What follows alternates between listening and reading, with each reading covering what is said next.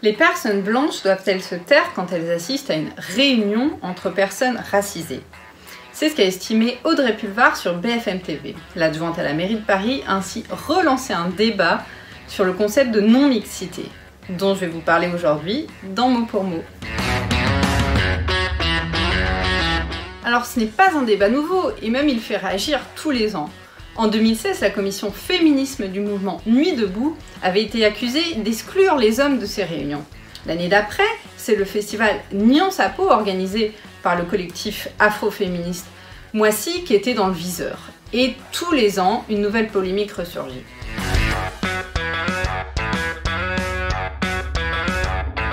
Cela fait pourtant plus de 40 ans que femmes et minorités s'organisent en non-mixité. C'était le cas du mouvement des Black Panthers aux États-Unis et aussi du mouvement de libération des femmes, MLF, en France.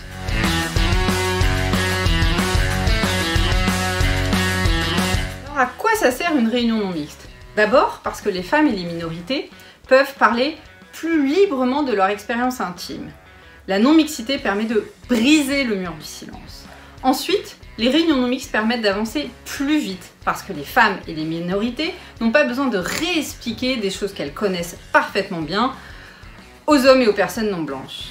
Enfin, la non-mixité est une garantie d'auto-émancipation, c'est-à-dire qu'elle permet de s'organiser collectivement comme groupe, comme l'explique la philosophe Christine Delphi.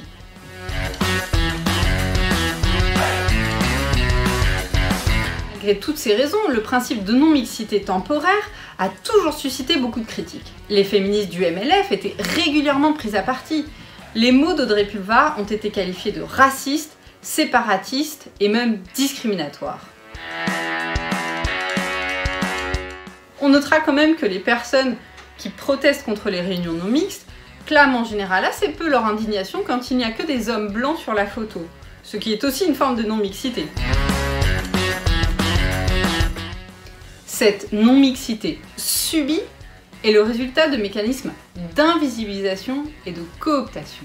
Rien à voir avec la non-mixité choisie et temporaire qui est un outil d'émancipation. Et surtout, rappelons que les réunions non mixtes sont toujours considérées comme une étape et jamais comme une fin en soi.